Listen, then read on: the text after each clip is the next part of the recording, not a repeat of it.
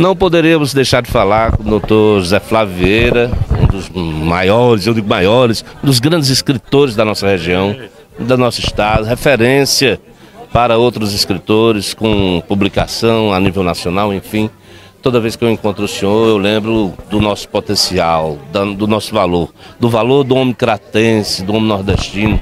E participar mais uma vez de mais uma obra do Dr. Ananias, eu acredito que deve ser um momento de muita felicidade, não só para o acervo que fica, mas também para o Instituto Cultural do Cariri, para todos nós.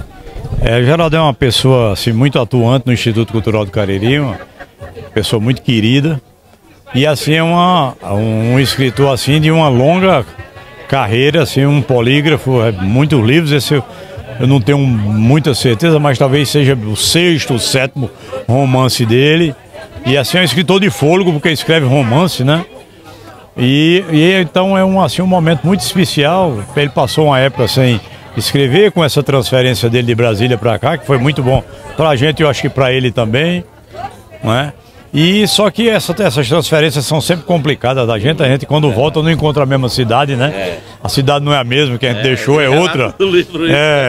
Então chega e encontra outra cidade, né? Não é a mesma, os atores mudaram, o cenário mudou, né? Então você fica meio perdido no primeiro momento, mas depois é claro que você volta à cidade, o resto da cidade que você deixou, né? E eu acho que essa volta é importante para ele. Essa volta que já faz alguns anos, ele já disse que quer ficar aqui mesmo. E ele tem um ciclo de amizade, a gente vê aqui, que o lançamento é aqui em cima da serra, né? Numa noite de sábado, né? Distante da cidade, você vê a quantidade de gente, ele é uma pessoa muito querida, é um ciclo de amizade muito grande. E além disso tem essa parte literária dele que eu achei muito interessante aqui para o Cariri, ele ter trazido, então essa história inclusive passa-se toda aqui, então eu acho que é muito interessante para se ler uma história que se passa aqui, que a gente começa a olhar para o nosso próprio umbigo, né? Geralmente a gente fica olhando os autores nacionais e esquece um pouco os nossos locais, né? E além do mais, eu considero vocês escritores heróis, porque nós vivemos no auge da tecnologia, do audiobook, e a gente consegue manter o tato de folhear a brochura, de folhear o livro. Isso é muito importante nessa manutenção, não só da tradição, mas também do valor que tem palpar uma obra. Isso é uma coisa assim, uma coisa de resistência, porque a gente sabe que principalmente essa geração agora não é uma geração mais do livro escrito, né? É uma geração da imagem principalmente, né? E da tela.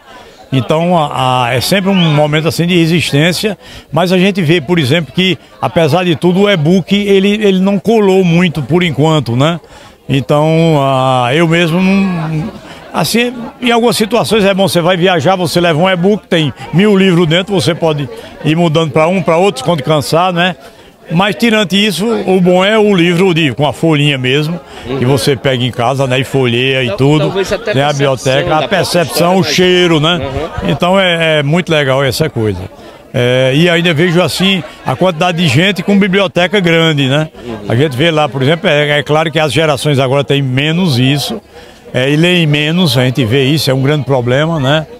Porque a gente só escreve, a gente lendo, né?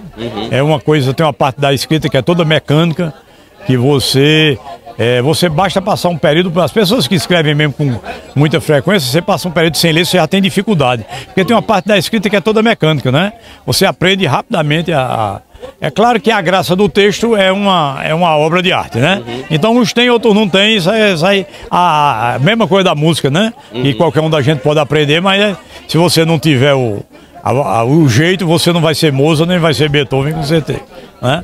Então a gente sabe disso, mas assim, essa coisa da mecânica é muito importante, porque você apressa o livro, os textos, né? À medida que você vai fazendo, fica cada vez mais fácil, né?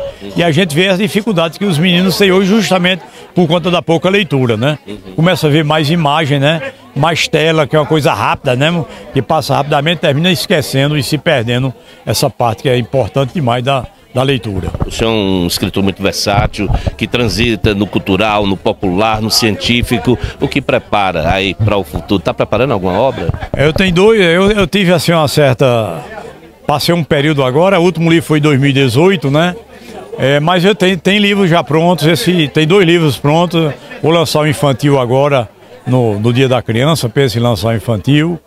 Eu só tenho um livro infantil, né? Assim, tem vários textos infantis, mas não juntei em livros. Tem publicado já, mas em livros de coletânea, né? Mas não como o meu mesmo assim. E aí tem esse novo livro que chama O Fantasma do Shopping, que é um livro que eu quero lançar agora em outubro. Já estava inclusive pronto esse livro há muito tempo e terminou não sendo lançado. E a segunda parte do Matozinho, que é o segundo livro do Matozinho, que eu penso lançar até dezembro, por aí. Então, tem esses 2 aí que foram ficando justamente por causa do Instituto, né? Porque o Instituto tem sido uma correria muito grande, tem publicado muito no Instituto, assim, e aí tem dado um trabalho, principalmente como editor, né? Porque a gente só nos últimos tempos nós fizemos mais ou menos 6 revistas itaiteras. Na minha gestão, né? 6 itaiteras especiais, fora mais 6... É 2 por ano, pronto, 2 por ano. Então é uma mão de obra da peste isso aí.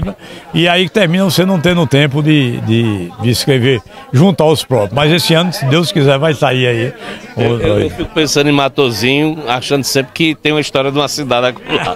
Mas essa cidade está na cabeça do senhor, mas tem fatos pitorescos das nossas cidades, da nossa região. Assim na realidade, a cidade surgiu.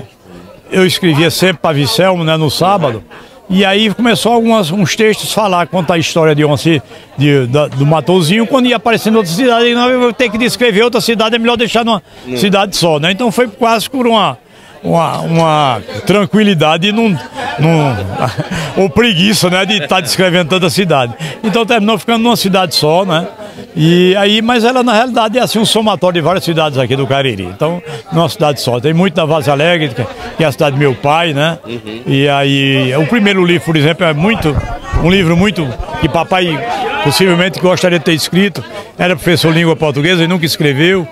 Então, e juntas, parte do Jardim, parte do Juazeiro, parte do Crato, aí um pedacinho de cada local. Só tirando uma dúvida, e para quem está em casa também, que pode ser uma dúvida também, o padre Antônio Vieira é seu tio? É irmão do meu pai, padre Antônio Vieira, né? Do Jumento. Do Jumento. Nome do Jumento. Eu sou então sobrinho do Jumento, né? Ele dizia que era irmão, então eu sou sobrinho. Doutor Zé Flávio, muito obrigado por mais uma vez conversar com a gente. Parabéns pelo seu trabalho, o senhor é uma referência para todos nós. Aqueles que já escrevem, que se inspiram no senhor, e aqueles que querem escrever, que também se inspiram. Obrigado. Então, obrigado aí, e vamos curtir aí o nosso livro aqui do grande Geraldo Ananias. Boa noite. Doutor José Flávio, presente aqui do lançamento do livro do Dr. Geraldo Ananias.